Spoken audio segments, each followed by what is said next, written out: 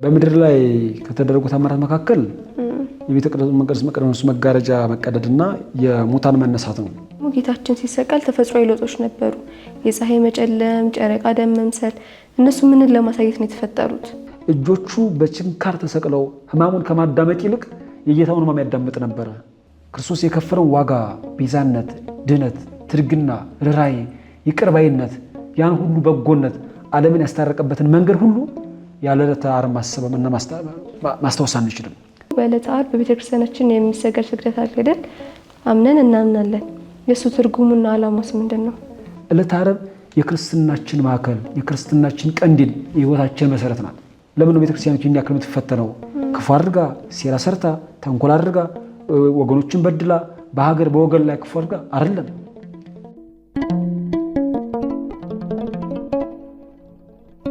በስመ አብ ወወልድ ወመንፈስ ቅዱስ አሐዱ አምላክ አሜን። ክቡራን የመማ ሚዲያ ተከታታዮች እንደምን ሰነበታችሁ? ዛሬ በሕማማት ጉዟችን ታላቅና ከባድ ቀን ላይ ደርሰናል። ዛሬ ስቅለተ አድኅኖ ነው። ጌታችን ለእኛ ሲል በመስቀል ላይ የዋለበት፣ ዓለም ከሰይጣን ዲያብሎስ ባርነት ነፃ የወጣችበት ቀን ነው። ይህን ምስጢር ሊያስረዱን ዛሬ መምህራችን በመካከላችን ተገኝተዋል። መምህር እንኳን ደህና መጡ። እንኳን ደህና ቆያችሁ። እሺ ወደ ጥያቄያችን እንግባና ጌታችን የተቀበላቸው 13ቱ ሕማማተ መስቀል ምንድን ናቸው? ከኛ ጋር ያላቸው ቁርኝነት ምንድን ነው? መልካም። የኛ ቤተክርስቲያን ጌታዋ የተቀበለውን መከራ እያንዳንዱን ቆጥራ ሰፍራ የምታስብ ናት። ምናልባት በሌሎቹ ቤተ እምነቶች እንደዚህ አይነት ድርጊትም እንደዚህ አይነት አቆጣጠርም አይኖርም። ቤተክርስቲያኒቱ ክርስቶስን በትክክል የምትመስል መከራውን አንዳችም ሳታጎልና ሳትረሳ ሳትዘነጋ የተከፈለላትን ዋጋ የምታስብ የምታስታውስ መሆኗን ለማሳየትም ለመግለጥም አባቶቻችን መከራውን ቆጥረው በእነዚህ ነገሮች ክርስቶስ ለኛ ዋጋ ከፍሏል ብለው አስቀምጠዋል። በቁጥር ደረጃ 13 ናቸው። 13 ሕማማተ መስቀል እያልን እንጠራቸዋለን። በመጀመሪያ አንደኛ የምናየው ተጽፎ መልታየት፣ ፊትን በጥፊ መመታት የሚባለው ነው። ክርስቶስ ፊቱን በጥፊ መመታቱ ለኛ ሊጠቅመና ሊያግዘን የሚችል ነገር ምንድነው ከተባለ አጋንንት ወይንም ዲያብሎስ የአዳምን ገጸ ልቦናውን እየጸፉ እያዳፉ ወደ ሲኦል አወርደውት ነበርና ያንን ለመካስና ለመመለስ ነው ማለት ነው። በሁለተኛ ደረጃ ክርስቶስ ከተቀበላቸው መከራዎች ሕማማት መካከል አንዱ ተኮሮተርስ ራስን በዘንግ መመታት ነው። እንደሚታወቀው መድኃኔዓለም ክርስቶስ በጌቴሴማኒ ጫካ ውስጥ ወይንም የአትክልት ስፍራው ከተያዘ በኋላ አይሁድ በጭካኔ በአንድ በኩል በቀኙ በፊቱ በኩል በኋላው በኩል በግራም በቀኝም አስረው እየጎተቱ በመካከል ላይ ደግሞ በዘንግ ይደበድቡት ይመቱት ነበረ። ደሙ እንደ ጅረት እስኪፈስ ድረስ ሰውነቱ እስክትጨነቅና በመከራ እስክትያዝ ድረስ ያን ያክል መከራ ያበዙበት ነበርና ይሄ በዘንግ መመታቱ ለኛ ምንድነው የሚያሳየው ከተባለ ርዕሰ ልቦናውን እየቀጠቀጡ አጋንንት ወይም ዲያብሎስ የአዳምን ርዕሰ ልቦናውን ራስ እየቀጠቀጠ ወደ መቃብር ወደ ሲኦል እንዲሁም ወደዚህ ምድር አውርዶ ስለነበረ አሁን መድኃኔዓለም ክርስቶስ ራሱን ለሕማምና ለመከራ ሰጥቶ እኛን ሊመልሰንም እንደመጣ ለማሳየትና ለማስገንዘብ ነው ይህንን መከራ የተቀበለው ማለት ነው። በሶስተኛ ደረጃ የምናየው ይሄ ወሪቀ ምራቅ የምንለው ነው። ወሪቀ ምራቅን አባቶቻችን ይገባል አይገባ የሚል ሀሳብ አላቸው። እንዳጠቃላይ ግን ከሕማማት ውስጥ የምናየውና የሚቆጠር ነው። ክርስቶስ ላይ በከበረ ፊቱ ላይ መለኮታዊ በሆነ ገጹ ላይ ሰውን ለመታደግና ለመምጣት ዓለምን በበጎ ዓይን ለመመልከት ባለው በጎ ፊቱ ላይ አይሁድ ምራቅ ተፍተውበታል። ምራቅ መጥፋት በእስራኤል ልማድ የንቀት ምልክት ነው። አንድ ሰው አንድን ሰውን ሲንቀው ምራቅ ይተፋበታል፣ እንትፍ ይልበታል። ስለዚህ ክርስቶስን የተናቅህ ነህ አንተ ደካማ ነህ ብለው ለመንገር የንቀታቸውን ጥግ ያሳዩበት መንገድ ነው ያ።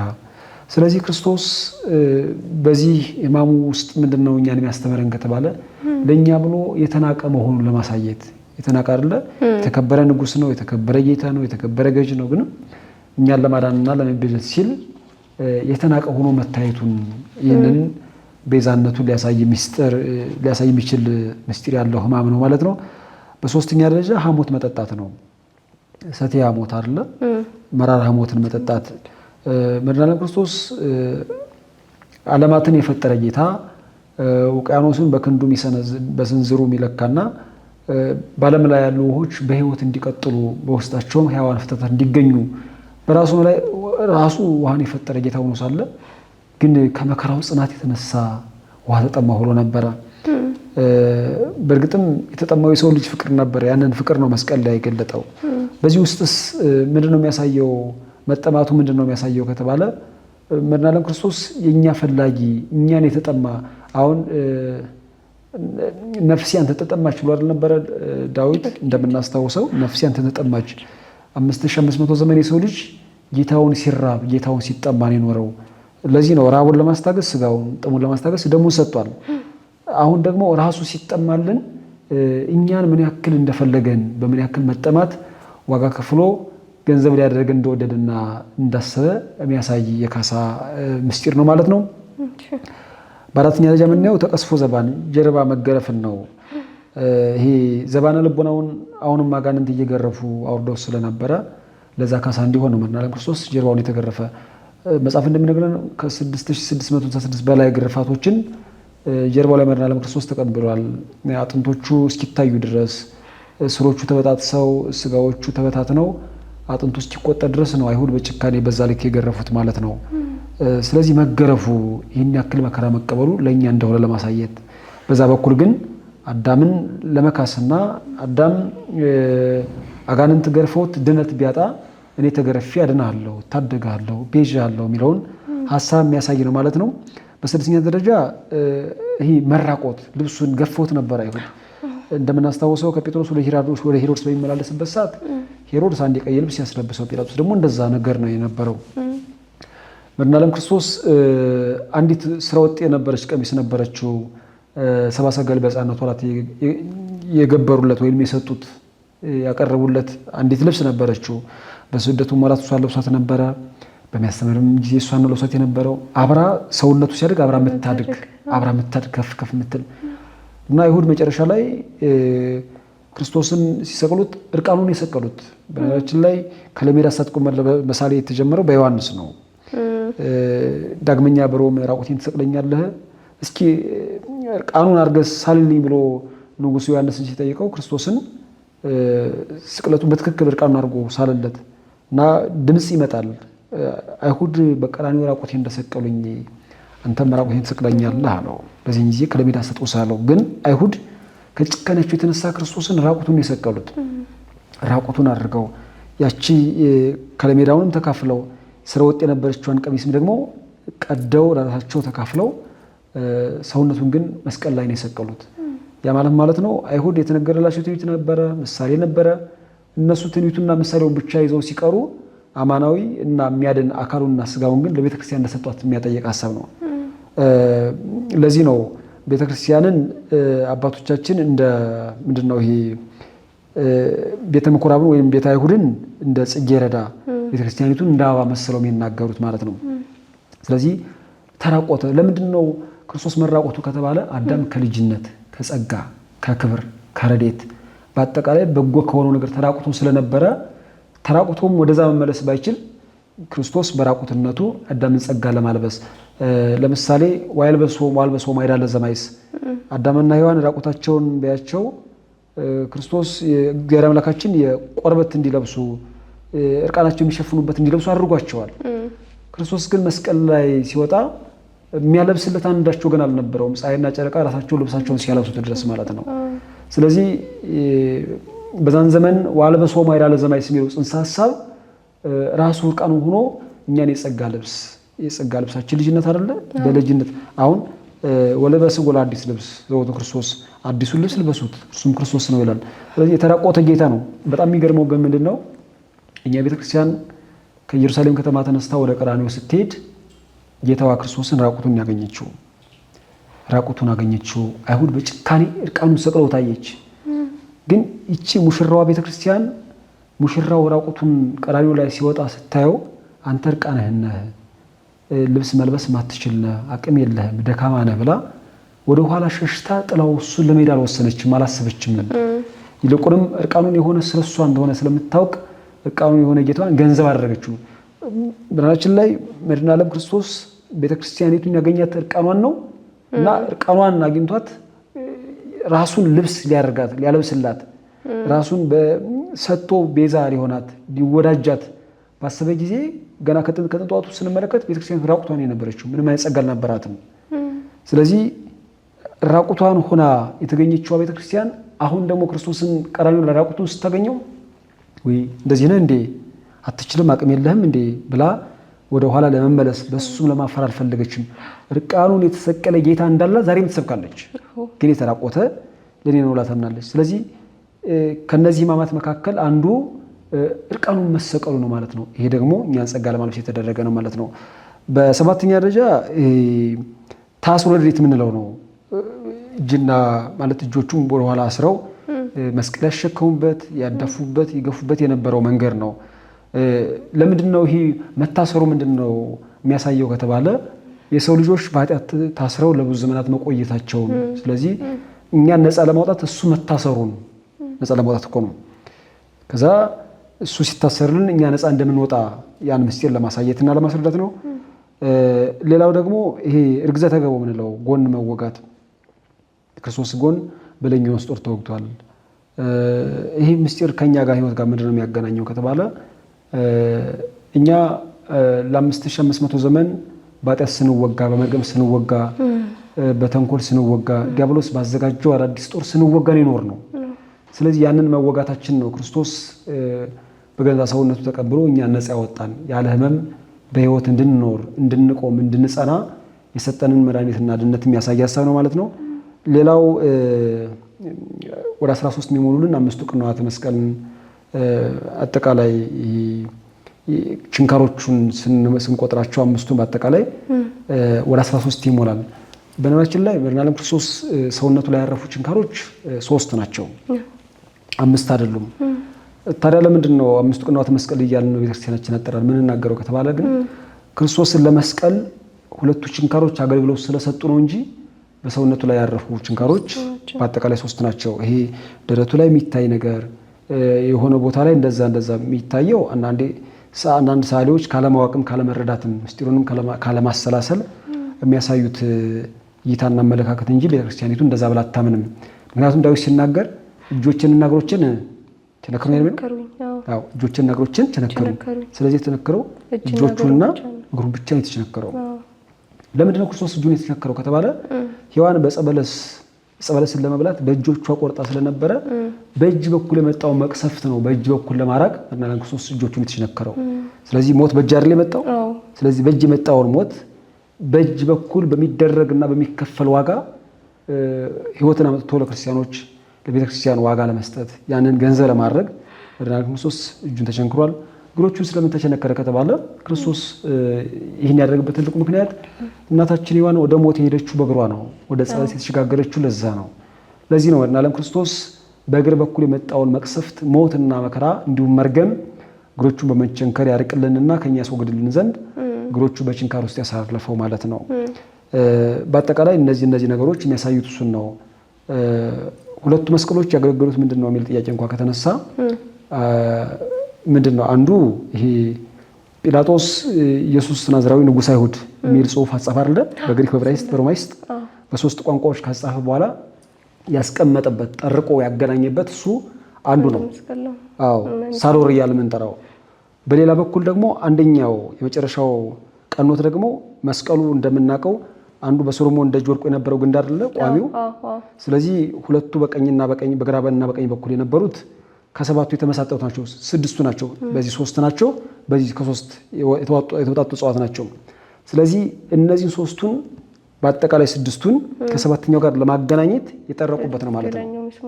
ሁሉም ግን በአጠቃላይ ክርስቶስን ለመስቀል አገልግሎት ስለዋሉ 5ቱ ቅንዋተ መስቀል እያልን እንጠራቸዋለን ማለት ነው። ስለዚህ ከኛ ሕይወት ጋር ያለው ሀሳብ ይሄ ነው ማለት ነው። እሺ ሌላኛው ደግሞ ጌታችን በመስቀል ላይ ሆኖ የተናገራቸው ቃላቶች ነበሩ። እነሱ ቃላቶች ምንድናቸው? ትርጉማቸው ምንድነው? ምስጢራቸውስ ምንድነው? መድኃኔዓለም ክርስቶስ ጩኸቱን 7 ያደረገበት አጽራ መስቀል አለምናቸው የመስቀል ላይ ጩኸቶች ነው የምንላቸው። ጩኸቱን 7 ያደረገበትን ምስጢር የምናውቅ እኛ ጥቂቱን ብቻ ነው። የበለጠ ቁጥሩን የወሰነበትን ምስጢር ግን የሚያውቅ ራሱ እግዚአብሔር ነው። ምክንያቱም በቁጥር ደረጃ ስንሄድ እግዚአብሔር አምላካችን አንድም ያደርግ ሁለትም ያደርግ ሶስትም ያደርግ አራትም ያደርግ የምንችለው ምሳሌ እንሰጣለን። ማንችለውን ግን ለእግዚአብሔር ነው የምንተው። ለምሳሌ አዳምን ለምንድን ነው የ30 ዓመት ጎልማሳ አድርጎ የፈጠረው ብንል ለዚህ ምስጢር አናውቅም። ለምንድን ነው በ40 ቀን አዳምን ያስገባው? በ41 ቀን እኮ ይችላል፣ በ45 ቀንም ይችላል፣ በ50 ቀንም ይችላል። 40 ቀን የሚመረጠበት የሚያቀራሱ እግዚአብሔር ብቻ ነው። 80ንም ሔዋንንም ለ80 ቀን ያክል ያዘገየበት እሱ ነው የሚያውቀው። ዘመኑን 5500 ዘመን የቀጠረበትን የአዳምን በደል ለመግለጥ የእግዚአብሔር ፍትሐዊነት ለማሳየት ብለን መጽሐፍ ቅዱሳዊ ሐሳባት ልንሰጥ እንችላለን። የበለጠውን ያንን ዘመን ያደረገበትን ግን ራሱ እግዚአብሔር ነው የሚያውቀው። ልክ እንደዚሁም ጩኸቱን በሰባት የወሰነበትና ሰባቱ አጽራተ መስቀል ብለን እንድንናገር ምክንያት የሆነበትን የበለጠውን የሚያውቅ እሱ ነው። ግን እነሱን ማናቸው ካልን ባጭሩም አምላኬ አምላኬ ለምን ተውኸኝ? አሁን እግዚአብሔር አብ አንድያ ልጁን ጨክኖ የሚተው ሆኖ አይደለም፣ የሚዘረጋ የሚረሳም ልብ ኖሮት አይደለም። እንደዛ እንዳንል በእመቤታችን ማፀን አብ እናገኘዋለን፣ ዮርዳኖስ ላይ አብ እናገኘዋለን፣ ደብረ ታቦር ላይ አብ እናገኘዋለን፣ መስቀልም ላይ እናገኘዋለን አብን። ስለዚህ የሚረሳበት አንድም ጉዳይ የለም። ለምን ተውኸኝ በማለት ግን 5500 ዘመን የተተወ የሰው ልጅ እግዚአብሔር እንደፈለገው እንዳዳመጠው ያ መተው እንደበቃ አሁን ፈላጊው እንደመጣና የሰው ልጅ ከጠፋበት እንደተገኘ ወደ አባቱ ቤት እንደተመለሰ ሊያሳይ የሚችል ምስጢር ነው ማለት ነው። ሌላው ነያምከ ወነወልድኪ እነኋት እናትህ እነሆ ልጅሽ የሚለው ነው። እናትና ልጅ ቅድም እንዳልነው ተጠፋፍተው ነው የኖሩት። የተገናኙበት ዘመን በጣም ረጅም ጊዜ ነው። ሔዋን እናትነት ቢሰጣት የእናትነት ማዕረጓን ጥላለች። ስለዚህ የሰው ልጅ ደግሞ እናት ሲፈልግ ነው የኖረው። አሁን ግን እናትና ልጅ የሚገናኙት በማችን ላይ እግዚአብሔርና የሰው ልጅ ብቻ አይደለም መስቀል ላይ የሚገናኙት፣ እናትና ልጅ ሁሉ የሚገናኙት። እናትና ልጅ ሁሉ የተገናኙበት ዕለት ነው ዕለተ ዓርብ። የፈለጋትን እናቱን ዓለም እንደምናውቀው ቆርሶ የሚያጎርስ ቀዶ የሚያለብስ እናት አልነበረው። አሁን ግን የፈለጋትን እናቱን የሚያገኝበት እናቱን ያገኘበት ዕለት ነው። ስለዚህ እነኋት እናት እነሆ ልጅሽ። ስለዚህ ከፍ ባለ ድምፅ ከፍ ባለ ጩኸት ነው እግዚአብሔር እመቤታችን ለኛ የሰጠ። ለምን ከተባለ ለእመቤታችን የምንጮኸው ጩኸት፣ እመቤታችን ስለኛ የምታሰማው ድምፅ ማር ይቅር በል እያለች እኛ ደግሞ ለእመቤታችን ያለን ክብር የምንገልጽበት ጩኸት እስከ ዕለተ ምጽአት የሚኖር ነው። ለዚህ ነው መስቀል ላይ መድኃኔዓለም ክርስቶስ ከፍ ባለው ስፍራ ላይ ይህንን ድምፅ ያሰማው ማለት ነው። አባ ማጽን ነፍሴ ውስተ እዴከ፣ አባት ሆይ ነፍሴን በእጅህ አደራ ሰጣለሁ አለ። ለምን ነው እንደዛ ያለው ከተባለ በብሉይ ኪዳን ዘመን ሰዎች ሲሞቱ ነፍሳቸውን ይረከባቸው የነበረ ማን ነው ማለት ነው? ሰይጣን ዲያብሎስ ነው። ይመጣል፣ ይረገጣል። ነፍስ በጣር በመከራ በስቃይ ከስጋ ትለያለች። ከዛ በኋላ ወደ ሲኦል ነው ጉዞ የነበረው። አሁን ግን ነፍሳችን በእደ መላእክት ታጅባ በእግዚአብሔር እቅፍ የመቀመጥ እድል ጸጋ ስላላት ነፍሴን በእጅህ አደራ ሰጣለሁ አለ። ከእንግዲህ በኋላ ከክርስቶስ በኋላ የሚነሱ ምእመናን ነፍሳቸውን ለእግዚአብሔር ለመስጠት ይነሳሉ። ነፍሳቸውን ለእግዚአብሔር ለማስረከብ በጎ ምግባር ይሰራሉ። በሕይወታቸው ይገደላሉ እንጂ ሞትን ገንዘብ ለማድረግ የሚኖሩ አይደሉም። ሊመጣ ያለውን የሕይወታችን ዕጣ ፈንታና እድል ለማሳየት ነው ክርስቶስ አባ ማጽን ነፍሴ ውስተ እዴከ ብሎ መናገሩ ማለት ነው። ብዙ ልንናገር ጸማይኩ ተጠማሁ አለ። ቅድም እንዳልነው ነፍሳችን እግዚአብሔርን ተጠምታ ለብዙ ዘመን ቆይታለች። ስለዚህ ያ መጠማታችንን ክርስቶስ ራሱ እኛን ወክሎ ያቀረበው ጩኸት ነው ማለት ነው። ያቀረበው ጩኸት ነው። በሌላ በኩል ተፈጸመ የምንለው ተፈጸመ የ5500 ዘመን ሲቃይ የተደማደመበት የተወሰነበት የተቋጨበትን ሊያሳይ የሚችል ጩኸት ነው ማለት ነው። በአጠቃላይ ክርስቶስ እነዚህን ጩኸቶች ያሰማ ለእኛ ያለውን ቤዛነት፣ ድነት፣ አርያነትና ሕይወት ለማሳየትና ለመግለጥ ነው ማለት ነው። እሺ፣ ሌላው ደግሞ ጌታችን ሲሰቀል ተፈጥሯዊ ለውጦች ነበሩ። የፀሐይ መጨለም፣ ጨረቃ ደም መምሰል፣ እነሱ ምንን ለማሳየት ነው የተፈጠሩት? እንዲህ የሆኑበት ምክንያት በአንደኛ ደረጃ ክርስቶስ ሲሰቀል ራቁቱን አይደል የነበረው? አዎ ነበር። ስለዚህ አይሁድ ጨክነውበታል። ወደ እነሱ የመጣው የገንዛ ወገናቸው ነው። ይሙት በቃ ብለው አሳልፈው ለሞት ስለሰጡት፣ ስለዚህ ግዛን ያላቸው የሰው ልጆች በጌታቸው ላይ ባዳኛቸው ላይ በማርያቸው ላይ ሲጨክኑበት፣ እነዛ ፍጥረታት ደግሞ የግድ እርቃኑን ሆኖ ስለነበረ እርቃኑን ለማልበስ ነው። በሁለተኛ ደረጃ ግን እያንዳንዱ ፍጥረት ለእግዚአብሔር እንደሚገዛ የሚያሳይ ምስጢር ነው ያለው። ለምሳሌ እኛ የሰው ልጆች ብቻ ለእግዚአብሔር የምንገዛ ነው አይመስለን? አይደለም። ግዛን የሌላቸው የማይናገሩ የማይሰሙ ብለን የምናስባቸው ፍጥረታት ሁሉ ራሱ ክርስቶስ ፈጣሪያቸው እንደሆነ የመሰከሩበት ዕለት ነው። የፈጠራቸው እሱ ነው። ምክንያቱም ናምን ከመ ተፈጠረ ዓለም በቃለ እግዚአብሔር፣ ዓለም በእግዚአብሔር ቃል እንደተፈጠረ እናምናለን አይደል የሚለው መጽሐፍ ቅዱስ። የእግዚአብሔር ቃል ማን ነው ካልን ኢየሱስ ክርስቶስ ነው። ስለዚህ ጥንተ ፈጣሪያቸው ያዘጋጃቸው እንዲኖሩ የሚያደርጋቸው ከነብርሃናቸው የሚያውላቸው የሚያሳድራቸው እሱ እንደሆነ ያ ፈጣሪያቸው ምድር ላይም እንደተገለጠ ለማሳየት ለማስረዳት ነው። እነዛ ፍጥረታት የአምላክነቱን ኃይል የአምላክነቱን ጌትነት ለማሳየት ፀሐይና ጨረቃ ጨልመውም ወደ ደምነት ተቀይረውም ከዋክብት መረግፈውም የምናያቸው ማለት ነው። በሌላ በኩል የፀሐይ መጨለም የማናይን ለማስተማር ነው። እንደምናስታውሰው የማናይ በአይሁድ ከተማ ላይ መድኃኔዓለም ክርስቶስ ብርሃን አይደለ? እኔ የዓለም ብርሃን ነኝ እኮ ያለው። እኔ የዓለም ብርሃን ነኝ ያለ ጌታ በመካከላቸው የዞረ ሲያስተምር ሲመላለስ ሲነግር ነበረ። ግን አንድም ቀን ብርሃንነቱን የተመለከተ ቃሉን ያዳመጠ የእጁን ታምራትና የሚያደርገውን ታምራት አይቶ ተመልክቶ አንተም አምላክ ነህ በእውነትም የእግዚአብሔር ልጅ ነህ ብሎ የተቀበለው በአይሁድ መካከል የለም። አብዛኞቹ ክዶታል። ስለዚህ ብርሃኑን አይተው አይሁድ ሲክዱት የማናይ በቀኝ በኩል የተሰቀለው ያ ወንበዴ ግን የፀሐይ መጨለም ሲመለከት የእሱ የህይወት መጨለም ሁሉ መታሰብ ጀመረው። ጨለማው ቀሰቀሰና ፊት ላይ ጎን ላይ የተቀመጠው አምላክ ነው፣ አምልከው ነው፣ ፍጥረታት እየተገዙለት ነው፣ ፀሐይ እየጨለመችለት ነው፣ ጨረቃ ደም እየሆነችለት ነው፣ ከዋክብት እየረገፉለት ነው ብሎ ያ ጨለማ የማናይ መስበክ ጀመረ። ስለዚህ አንድን ነፍስ ለማዳን ነው ፀሐይና ጨረቃ ከዋክብት ያንን ተአምር ያሳዩት ነው። ምክንያቱም ባየው ነገር አይደለ የማናይ ይሄ ነገሮች ድብልቅልቅ ሲሉ ጎኔ ላይ የተሰቀለው እኔ ጋር የተሰቀለው ስለዚህ እውነተኛ አምላክ ማለት ነው። ስለዚህ አቤቱ መንግስት መጣ ጊዜ አስበኝ ብሎ ያን ድምፅ ያን ጸሎት ወደሱ ማቅረብ የጀመረው ባየው ታምር ምክንያት ነው። ስለዚህ የእሱን ነፍስ ሁሉ ለማዳን ጭምር የተደረገ ነው ማለት ነው። በአጠቃላይ ግን እግዚአብሔርን ጌትነት፣ አምላክነት፣ ፈጣሪነትና ይበልጥ ግን የአይሁድ ጭካኔ ምን ያክል እንደሆነ ያሳየ ነው ያ ነገር የአይሁድ ጭካኔ። ምክንያቱም በዚህ ምድር ላይ ሰው ተሰቅሏል፣ ሰው ተገድሏል፣ ሰው ደክሟል፣ ሰው ሞቷል። ፀሐይና ጨረቃ ከዋክብት እንደዚህ አይነት ነገር ሲያደርጉ አልታዩም። ግብራቸውን ለውጠው ባልነበሩበት ሲታዩም አልተመለከትናቸውም። ክርስቶስ ሲሞት ግን ያን ነገር አደረጉት። ስለዚህ አይሁድ ምን ያክል ጨካኞች እንዲሆኑ ምን ያክል አምላካቸው ላይ እንደጨከኑ ያሳዩበት ምስጢር ነው ማለት ነው። እሺ የቤተ መቅደስ መጋረጃ መቀደዱንና የሙታን መነሳት ያኔ ላሉት አይሁዶችም አሁን ላለን አማኞች ምን አይነት ምስጢር ይነግሩናል? በምድር ላይ ከተደረጉ ተአምራት መካከል የቤተ መቅደስ መጋረጃ መቀደድና የሙታን መነሳት ነው። በወቅቱ ለነበሩ አይሁድ ምንም የሚያስተምራቸው ነገር የለም። ምክንያቱም ክርስቶስ በነገራችን ላይ እነዛን ታምራት ያደረገበት ሌላ መንገድ አለው።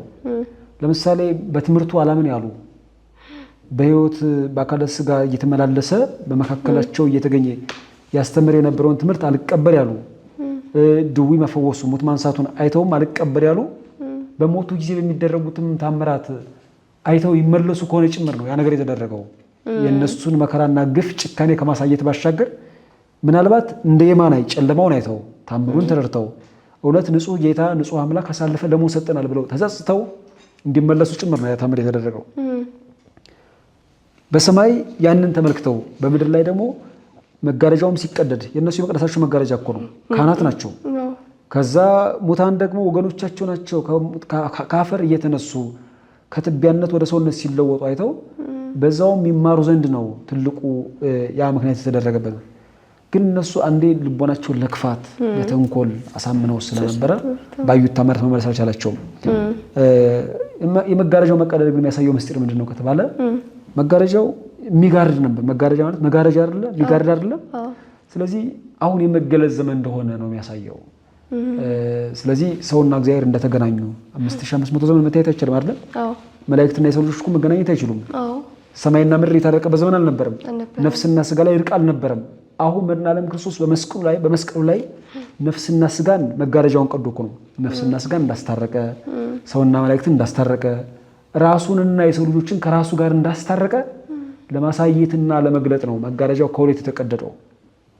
ስለዚህ ከእንግዲህ በኋላ አሁን ንነሰሪና ሆገስናሁ እኛስ አየነው ዳሰስነው ከእርሱም ጋር በላን ጠጣን ብለን ስለ ክርስቶስ የመናገር እድል አገኘ፣ ድፍረት ተሰጥቶናል።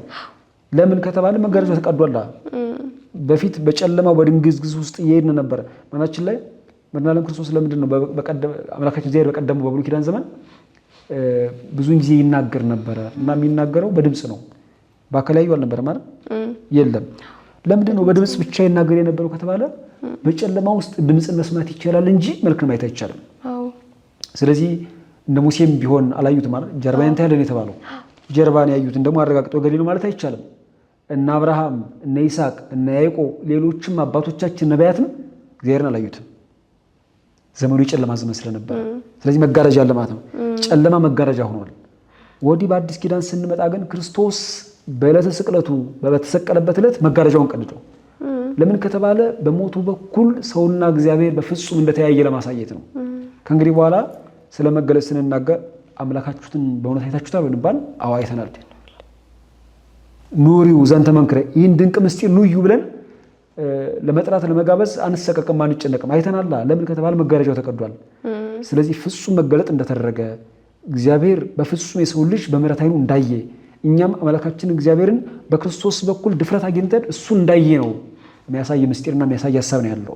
በሌላ በኩል የሙታን መነሳት ምንድነው የሚያሳየው ከተባለ ቅድም እንዳልኩት አንደኛው ለእነሱ ትምህርት እንዲሆናቸው ነው። አሁንም እንዲመለሱ ክርስቶስ መቼስ የምሕረት አምላክ አይደለም። በአንድ የሙት በቃ የሚወስን አይደለም። ይህን አድርጋልና ይህን አድርግባለሁ ቢል አምላክ አይደለም። እድል ይሰጣል፣ እድሜ ይሰጣል። ስለዚህ በማስተማር በመመላለስ በታምር በእያንዳንዱ ጉዳይ አስተምሯቸው አሁንም አለመለስ ያሉት ምናልባት ሙታንን በማስነሳት በዚህኛው ታምር ቢያምኑ ብሎ እድል እየሰጣቸው ነበረ። ስለዚህ ሙታንን አስነሳና ወደ እነሱ ሰፈር ላከላቸው። ስለዚህ እኔ የክሌ ወገን ነበርኩ እኔ የክሌ መናገር ጀመሩ። ሙታን ሄደው ቀሰቀሳቸው ወደሙ። ከዛ በፊት እኮ እንደዛ አልነበረም።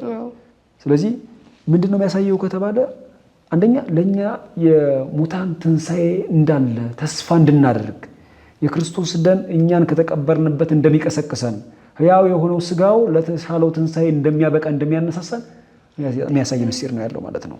ስለዚህ እንደምንነሳ ተስፋ እንድናደርግ በትንሣኤያችን ውስጥ ተስፋ እንዳለን በመኖራችን ውስጥ ነገ የተሻለ ዓለም እንዳለን እንድናስብና እንድናሳይ በዛውም ላይ ክርስቶስ ያስተማረን እኔ ሕይወትና ትንሣኤ አይደለም ሕይወትና ትንሣኤ ነኝ ብሏል። በቃል ያስተማረውን በግብር ለማሳየት ነው ሙታን የተነሱት ማለት ነው። እሺ እግዚአብሔር ይስጥልን። ሌላኛው ደግሞ በቀኝ የተሰቀለ ወንበዴ ነበር ዲማስ። እሱ እንዴት ነው የገነት መግቢያ በር ቁልፍ ያገኘው? ከሱስ ምን መማር እንችላለን? ቅድም እንዳልኩት የማናይ እና ጸጋማይ ሁለቱም ወንበዴዎች ናቸው። በበደላቸው ምክንያት ተላልፈው ለሞት የተሰጡ ለስቅላት የበቁ ወንበዴዎች ናቸው እና የማናም ላይ ይሙት በቃ ጸጋማይም ላይ ወይም ጥጦስም ላይ ዳክረስም ላይ ይሙት በቃ የተወሰኑባቸው ናቸው ባደረጉት በደል አማካኝነት ማለት ነው። እና እንደነሱ አብሮ እኩል መሰቀል የነበረበት በርባን ነው። በርባንን ግን ፈቱት።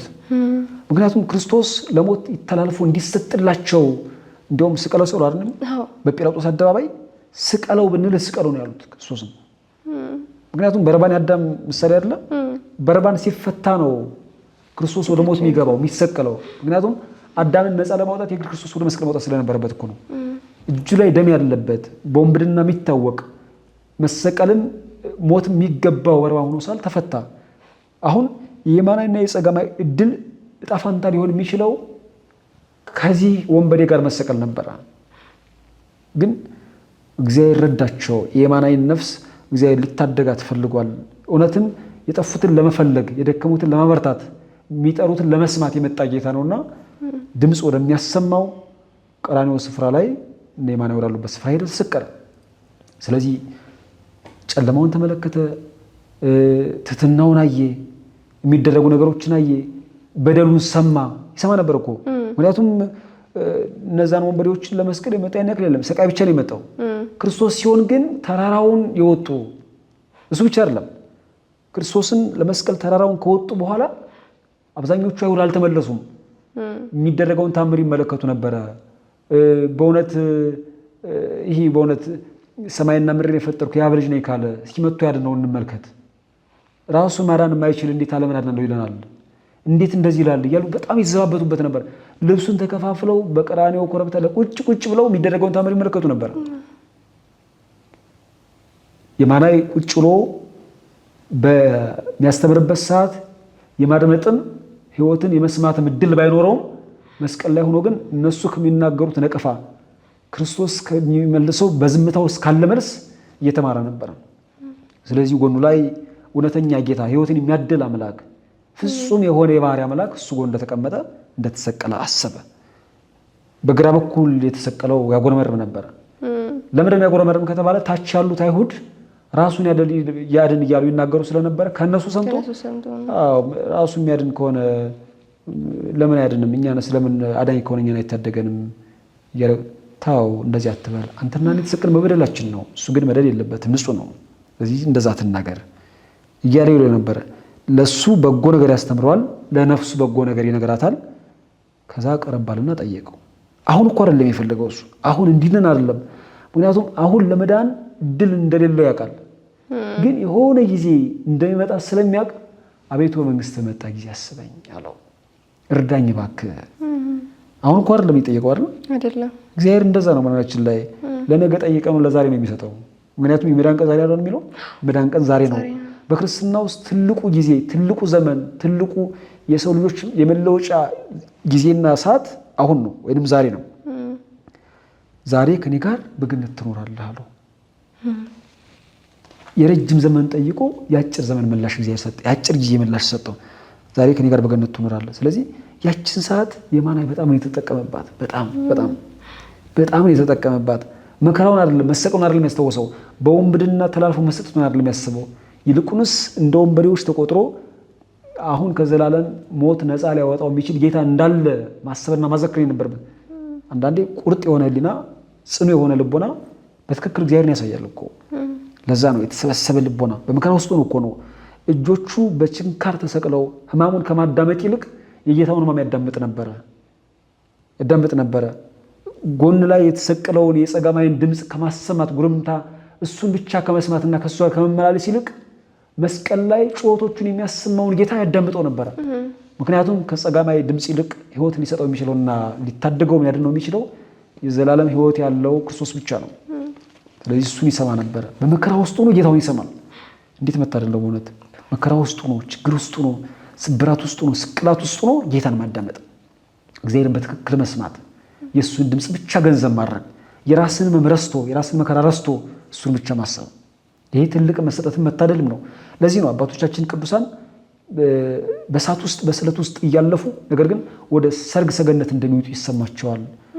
መከራው የበለጠ ነፍሳቸውን ያስደስታቸዋል። ወደ እቶን እየተጣሉ ይስቁ ነበር አይደለ? እነ ፖሊካርፐስ ከአንበሳ ጋር እንደሚታገሉ እያወቁና ወደ አንበሳ ትግል እየሄዱ ግን ወደ ንጉሥ ዞር ብለው ይስቃሉ፣ ፈገግ ይላሉ። እንደዛ ነው የነበረው እኮ አይደል? ከዛም ባሻገር እዚህ ምንድን ነው ሮም ውስጥ የነበረው ጻድቅ ፎካስ የሚባለው ጻድቅ የንጉሥ ሰራዊት ወደ ሞት እየወሰዱትና እየገፉት እያዳፉት፣ ግን ሌሊት ምግብ አብልቷቸው ስለነበረ ፎካስን እባክህን አሳየን አሉት። ፎካስ ማለት እኮ ሩቅ አይደለም፣ እኔ ራሴ ነኝ አላችሁ። ወይ አንተንማ ንገርልን፣ ንጉሥ ከፍሎ አንገታችን ዝቅ ሮባታችን ይቁረጠን አሉት። እንዴት ሊሆን ይችላል? እናንተ ንጉሥ አዟችኋል፣ ስለዚህ ፈጽሙት። እናንተ ብትገድሉኝም ባትገድሉኝም ለእናንተ ያለኝ ፍቅር አይቀንስም አላቸው። ያጁ ሰው ወደ ሞት እየሄደ በትክክል እግዚአብሔርን ማሰብ፣ ያን ማይቋረጥ ዘመን ማይስረውን ጊዜ ማይገድበውን ፍቅር ማስታወስ ይህ ትልቅ ጸጋ ነው። የማናዊ የሚያደረገ እሱን ነው። ለዛ ነው እግዚአብሔር ጽኑ መታመኑን ጽኑ ልቦናውን ሲያይ ምላሹ በእውነት እግዚአብሔር ፊት ለቀረበ ለጮኸ ለጠየቀው እንዲያዳምጠው የእግዚአብሔርን በር ላንኳኳ እግዚአብሔር እንዴት ይመልሳል? ዝም ይላል? አይችልማ። ስለዚህ ዛሬ ግን ጋር በገነት ትኖራለህ አለው። ስለዚህ በእግዚአብሔር ፊት መጮህ፣ በጎኑ ላይ ሆኖ በጎ የሆነ ጥያቄ ማቅረብ፣ በትክክል እግዚአብሔርን አምላክነቱን አሜን ብሎ መቀበልና በሱ ስራ ውስጥ ማለፍ ትልቁ ዕጣ ፈንታ ምን ነው ከተባለ ዛሬ ከኔ ጋር በገነት ትኖራለህ ነው። እኛ ቤተክርስቲያን ዛሬ በክርስቶስ መስቀል ላይ ተሰቅላ ለምን እናገኛታለን? እንደተሰቀለች ያለችው የቤተክርስቲያን ቀን እኮ ነው። ሁሌም ሐሙስ የሚባል ቀን አታውቅም ቤተክርስቲያኒቱ። ረቡዕ የሚባል ቀን የላትም። እነዚህ እግዚአብሔር ግብራትን እናስብባቸው እንችላለን እንጂ ቤተክርስቲያኒቱ ቀን ዓርብ ነው። ከዓርብ ተነስታ ወደ እሑድ ነው የምትሻገረው።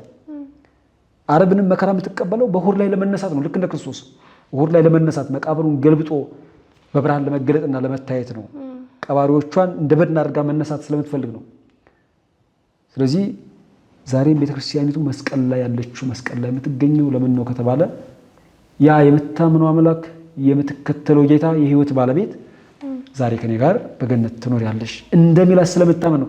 ለዚህ ነው በኋለኛው ሰዓት ሲመጣ እናንተ የአባቴ ብሩካን ኖሬን ያልምለው ዓለም ሳይፈጠር ያዘጋጀውላችሁን የአባቴ መንግስት ውረሱ፣ ዛሬ ከኔ ጋር በገነት ትኖራለህ ማለት ነው።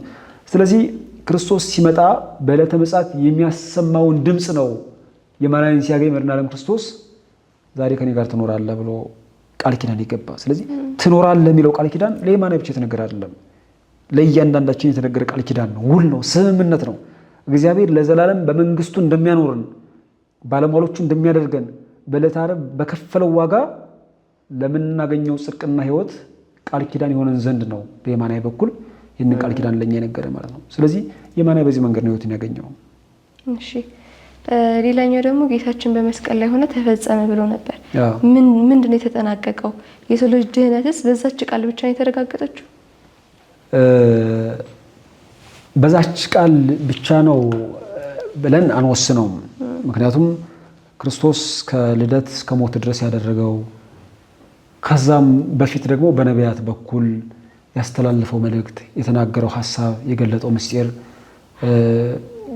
እሱ ሁሉ ተጠቃሎ ነው በአጠቃላይ ለመዳናችን ምክንያት የሆነው ብለን ነው የምናስበው። የተፈጸመው በዕለተ ዓርብ ቢሆንም ግን ተፈጸመ ብሎ የተናገረው ምን ነው የተባለ ከተባለ ይሄ የ5500 ዘመን መገፋት ቀላል አይደለም እኮ። ዲያብሎስ የሰው ልጆች ሲገፋቸው ሲያሰቃያቸው በመከራው ሲያሳልፋቸው ይኖር ግፍ በዓለም ላይ ሞልቶ ተንቸርፎ ነው የነበረው።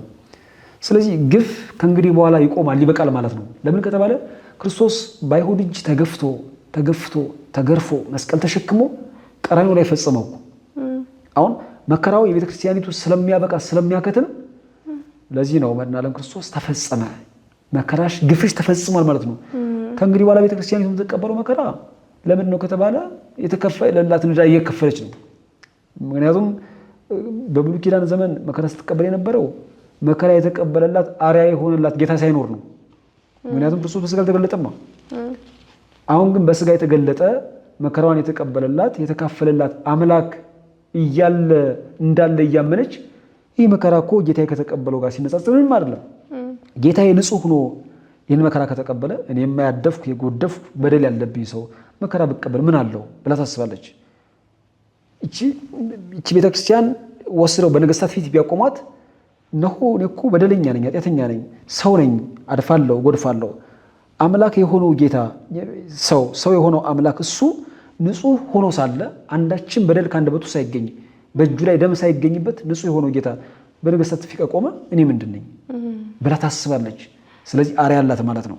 ስለዚህ ያን አርያነት ለማሳየት ነው ከእንግዲህ ባለው ዘመናችን ውስጥ የምንቀበለው መከራ የሚገልጠውና የሚያሳየው እንጂ የሚያስጨንቅና ወደ ሞት ውስጥ የሚወርድ ሆነ ሲኦል የሚዳርግ አይደለም። ስለዚህ የመገፋት ጽዋው እንደሞላ እንደተፈጸመ ለማጠየቅ፣ በሌላ በኩል የዲያብሎስ እኛን የመፈተን ግብሩ እንዳለቀ፣ ዲያብሎስ በእኛ ላይ ጌታ ገዥ ሆኗል ሊኖረው። ስለዚህ የዲያብሎስ ግዛት አከተማ በቃ ሲል ተፈጸመ ያለው አከተማ በቃ። የጨለማው ዘመን አሁን በብርሃን እንደተለወጠ ለማሳየት ነው ክርስቶስ ተፈጸመ ብሎ የተናገረው። በሌላ በኩል ቅድም እንዳልነው ብዙ ፍጥረታት ለመስዋዕትነት ቀርበዋል። በመስዋዕትነታቸው ግን ለምን አልታደጉም? አሁን ክርስቶስ በራሱ ደም በራሱ ስጋ በራሱ በሆነው በኩል እኛን ሊያጸድቀን ሊቤዠንም ዘመኑ ደርሷልና ያ ነገር ተፈጸመ። የቀደመው መስዋዕት አልፏል፣ የአዲስ ኪዳኑ መስዋዕት ተተክቷል። ስለዚህ ያኛው መስዋዕት አለፈ ለማለት ተፈጸመ። የባርነት ዘመን ነበረ፣ አሁን የልጅ ዘመን ተክቷል። ስለዚህ ባርነት ተፈጸመ አልቋል። ከእንግዲህ ልጆቼ ናችሁ አይደል? ይብለክሙ አግብርት ያለው ባሮች ያላችሁ ወዳጆቼ ልጆች እላችኋለሁ እንጂ አለ። ስለዚህ ባርነት እንዳበቃ ለማሳየት ለማመላከት ክርስቶስ ተፈጸመ ብሎ ይነግረናል። የሲኦል ጉዞ ከእንግዲህ በኋላ የለም፣ አብቅቷል። ሰው ወዶ ፈቃዱ መርጦ ሞት ይሻለኛል ብሎ ወደ ሲኦል ሊሄድ ይችላል፣ መግባት ይችላል። ግን በቀደመው ዘመን በአዳም በተላለፈው ፍርድ አማካኝነት በመርገም በጥንተ አብሶ በመላእክት ኃጢአት በጥንተ አብሶ በእነዚህ በደሎች ሁሉ ተይዞ ግን ወደ ሲኦል ይወርድ የነበረበት ዘመን አብቅቷል። ስለዚህ ያ ተፈጸመ። እረዳተ ሲኦል ተፈጸመ። እረዳተ መቃብር ተፈጸመ። ቀድሞ በመቃብር ውስጥ ስጋችን ፈርሶ እንቀር ነበር አይደል? የመነሳት ትንሣኤ ተስፋ በሌለበት ህይወት። አሁን ግን በመቃብር ውስጥ ፈርሶ በርሶ የመቀረት ዘመን አብቅቷል፣ ተፈጽሟል። ከእንግዲህ ግን ህይወት አለ ለማለትና ይህንን ለመግለጥ የመሳሰሉትን ሐሳባት ለመንገር መድኃኔ ዓለም ክርስቶስ ተፈጸመ ብሎ ተናገረ ማለት ነው። እሺ ሌላው ደግሞ በዕለተ ዓርብ በቤተክርስቲያናችን የሚሰገድ ስግደት አለ አይደል? አምነን እናምናለን። የሱ ትርጉሙና ዓላማውስ ምንድነው? በቤተክርስቲያናችን የምንሰግደው ስግደት በዚህኛው በዕለተ ዓርብ እንዳጠቃላይ በሰሙነ ሕማማት የምንሰግደው ስግደት ምን ነው ያሳየው ከተባለ ሙሉ ለሙሉ የክርስቶስን መከራ የምናስታውስበት ነው። መከራውን የምናዘክርበት። ለምሳሌ ስንሰግድ ዝቅ ስንል ስንነሳ፣ ዝቅ ስንል ስንነሳ አይደለ? ስለዚህ ክርስቶስ መስቀል ተሸክሞ አንዴ ሲወርቅ አንዴ ሲነሳ፣ አንዴ ሲወርቅ አንዴ ሲነሳ ቀራንዮ ደረሰው። እንደዛ እኮ ነው። ሰውነቱ ዝሎ ድክም ብሎ መካከል ላይ እንደውም ስምዖን ቀሬናዊ መጥቶ የተወሰነ አገዘው አይደለም? ግን ስምዖን ቀሬናዊ እስከ ቀራንዮ አልደረሰም። ለምን ከተባለ መስቀሉን ቀራንዮ ማድረስ ያለበት ራሱ ክርስቶስ ነው። ምክንያቱም ቤዛም የሆነን አዳኛችን ስምዖን ቀሬናዊ ሳይሆን ራሱ ክርስቶስ ስለሆነ፣ ስለዚህ ያን መውደቅና መነሳት ለማስታወስ ነው ቤተክርስቲያን ላይ የሚደረገው ስግደት። እሺ ሌላ ደግሞ በዚች ቀን ሌላ የምናስታውሳቸው ሁለት ቅዱሶች ኒቆዲሞስና ዮሐንስ ጌታን ለመቅበር ስጋውን ወስዶት ነበረ። ያኔ የነበራቸው ፍቃርና ድፍረት ምን አይነት ዋጋ ነው ያስከፈላቸው? በዛ ሰዓት ምን አይነት ዋጋ ነው ያስከፈላቸው? አንደኛ ይሙት በቃ ብሎ በወሰነው በጲላጦስ ፊት የጌታችንን ስጋ እንፈልጋለን ብሎ መድፈር በራሱ ይሄ ቀላል አይደለም። ማለት የገንዛ ነፍስን ከሞት ጋር አወራርዶ ራስን ሰጥቶ ጌታን የመፈለግ እሱን የመናፍቅ ጥማታቸውን የገለጡበት ነው። ከዛ በተረፈ ብዙ ዋጋ የተከፈለለት ይሁዳ ሲሸሽ እነዚህ ሁለት ወገኖች ዮሴፍ እኮ በጣም ባለጸጋ ነው አይደል? ለዛውም ለራሱ ያዘጋጀውን መቃብር ጌታው እንዲቀበርበት እስከማድረግ ድረስ ባለጸጋ ነው። የጎደለበት የለም፣ ያጣው ነገር የለም። ነገር ግን የአይሁድ ጭካኔ እያስጨንቀውም እያስፈራውም ከዛ በኋላ ቀኑ ጨለማም ቀንም ሆኖ አይደል ነበረ? አይሁድ ተደናግጠዋል በተደረገው ነገር። አላመኑበትም። ተጸጽተው ንጹህ አካልን አሳልፈን ለመውሰጥና ብለው አይጨነቁ አያስቡ እንጂ ግን ተጨንቀው ነበረ። ያ ጨለማ የብርሃን መለዋወጥ ግን እና አይሁድ ያደረሱት ግፍ ግን ዮሴፍና ኒቆዲሞስን ያስጨንቃቸው ነበረ። ስለዚህ አሁን ኒቆዲሞስ በዛኛው ወቅት ላይ ጨክኖ ለመሄድና ለመታየት የሚያስፈራው ነገር የለም። ለምን ከተባለ ወዲህ አስቀድሞ ገና በሌሊት እየሄደ ጌታውን አግኝቷል። ስለዚህ በጨለማ ለመሄድ አልፈራም። አሁን ጨለማ በሆነው አስፈሪ በሆነው በአይሁድ ዘንድ በጣም ይሄ ድባቡ በከበደው ቀን ውስጥ ብርሃን ክርስቶስን ለማግኘት ኒቆዲሞስ የሚፈራበት መንገድ የለም። ምክንያቱም ተለማምዷል፣ መንፈሳዊ ሕይወትን ተለማምዷል፣ ሄዶታል። ዮሴፍም እንደዛው ነው። ስለዚህ በኋለኛው ሰዓት ለክርስቶስ የተገኙ ታማኞች ናቸው። አንዳንዴ በኋላ መጠራትም በፊት መጠራትም በእግዚአብሔር ዘንድ እኩል ዋጋ እንደሚያሰጥ ያለውን ምስጢር የሚያሳይ ነው። እግዚአብሔር ዘንድ 11 ሰዓት የምንጠራ 1 ሰዓት የምንጠራ እግዚአብሔር የሚሰጠን ዋጋችን አንድ ነው። በትክክል መታመን፣ በእውነት መፈለግ። ለዛ አሁን የማና የሚያስገርመው እኮ ነው የተጠራ መጨረሻው ክርስቶስ ተፈጸመ ብሎ የዓለምን ጉዳይ ላይ ያጠናቅቅ ባለበት ጊዜ ነው የተጠራው። ግንዳና እና ጴጥሮስ ደግሞ 1 ሰዓት ነው የተጠሩት። እና ዮሐንስም እንደዛ ነው የተጠሩት። ይሁዳም 1 ሰዓት ነው የተጠራው። ስለዚህ በእግዚአብሔር ቤት ምሽት መምጣት 1 ሰዓት መምጣት እኩል ዋጋ እንዳለው ሊያሳይ የሚችል ምስጢር ነው ያለው ማለት ነው የሁለቱ አባቶች ሐሳብና ጉዞ። እሺ እግዚአብሔር ይስጥልን። በመጨረሻ መምህር የስቅለቱ ምስጢር ለኛ የሰው ልጆች ድህነት ያለውን ዋጋ ባጭሩ እንዴት ያስረዱናል? ከሰኞ ጀምሮ መከራውን የምናስብና የምናዘክር ዕለተ ዓርብ ለመድረስ አይደለ? ዕለተ ዓርብን የምናከብር ደግሞ ወይም ደግሞ መከራውን የምናስብ ደግሞ ዕለተ እሁድ ላይ ለመድረስ ነው። ስለዚህ ከአንዱ ወደ አንዱ የሽግግር ጊዜ ያለን ማለት ነው። ዕለተ ዓርብ በቀደመው ዘመን ስንመለከት አዳም የተፈጠረበት ዕለት፣ እግዚአብሔር ከአራቱ ባህሪያት ፈጥሮ ያዘጋጀበት ዕለት ናት ዕለተ ዓርብ። እናታችን ሔዋንም የተፈጠረች በዛ ነው። አባቶቻችን እንደሚነግሩን ወደ ገነት የገቡበትም አዳምና ሔዋን የወጡበትም ቀን ዓርብ ነው። እስራኤላውያን ወደ ግብጽ የወረዱበትም ከግብጽ የወጡበትም ቀኑ ዓርብ ነው። እንደገና ወደ ባቢሎን የተሰደዱበት ቀንና በነዘሩባቤልና በነዘር አማካኝነት ደግሞ የተመለሱበት ቀንም አንድ ነው። እግዚአብሔር ይችን የድነት ቀን አስጠብቆ ነው በ5500 ዘመን ውስጥ ያሳለፋት። ታዲያ ወዲህ በአዲስ ኪዳን ደግሞ የሰው ልጅ ለመታደግ ዳግም ለመፍጠር ዳግም ሰውነቱን ወደ ገነት ለመመለስ ባሰበ ጊዜ ስቅለቱን ያደረገው አይሁድ ፋሲካችን በሚሉት እኛ ክርስቲያኖች ደግሞ የመዳን ቀናችን ብለን በምንጠራት በዕለተ ዓርብ ነው ማለት ነው። ስለዚህ ዕለተ ዓርብ የኛ የህይወታችን ማዕከል ናት። ክርስቶስን ያለ ዓርብ ማሰብ አንችልም። የክርስቶስን ሥጋ ያለ አረም ማዘከርና ማሰብ አንችልም። ደሙን ያለ አረም ማሰብ አንችልም። ዮሴፍና ኒቆዲሞስን ያለ አረም ማሰብ አንችልም። እመቤታችን ድንግል ማርያምን በጽናት ቀራንዮ ስር ስትገኝ እሷን ያለ አረም ማሰብ አንችልም። ጽኑ የሆነውን ገና አስቀድሞ በክርስቶስ እቅፍ ላይ ይቀመጥ የነበረውን ዮሐንስ ወንጌላዊን ያለ ዕለተ ዓርብ ማሰብ አንችልም። ያለ እሱ ማሰብ አንችልም። ክርስቶስ የከፈለው ዋጋ፣ ቤዛነት፣ ድህነት፣ ትርግና፣ ርኅራኄ፣ ይቅር ባይነት፣ ያን ሁሉ በጎነት፣ ዓለምን ያስታረቀበትን መንገድ ሁሉ ያለ ዕለተ ዓርብ ማሰብና ማስታወስ አንችልም። ዕለተ ዓርብ የክርስትናችን ማዕከል፣ የክርስትናችን ቀንዲል፣ የሕይወታችን መሰረት ናት። ለዚህ ነው በተለየ መልኩ እኛ ዓርብ ስንመጣ ኦርቶዶክሳውያን ዓርብን ህልውቱንን የምናስባት። እግዚአብሔር በዕለተ ዓርብ በኩል የጠፋነውን እኛን የሰው ልጆችን በዕለተ ዓርብ በኩል ስላገኘን፣ በቀን የደከምነውን በቀን ስለፈወሰን፣ ስለዚህ ዓርብ የመዳን ቀን፣ በጾም ሕይወታችን ደግሞ ጾመ ድነት እያለ የምንጠራትም ከዚህ የተነሳ ነው። እንዳጠቃላይ ግን መረዳት ያለብን ነገር ምን ነው ከተባለ ክርስቶስ የተሰቀለ ለኛ ነው፣ የሞተ ለኛ ነው፣ መራራ ሞትን የተቀበለ ለኛ ነው፣ የተገረፈ ለኛ ነው፣ ምራቅ የተተፋበት ለኛ ነው። ስለዚህ እኛ ዋጋ የተከፈለን ሰዎች ነን፣ ዋጋ የተከፈለን ህዝቦች ነን። እግዚአብሔር አብዝቶ የሚፈልገን ህዝቦች ነን።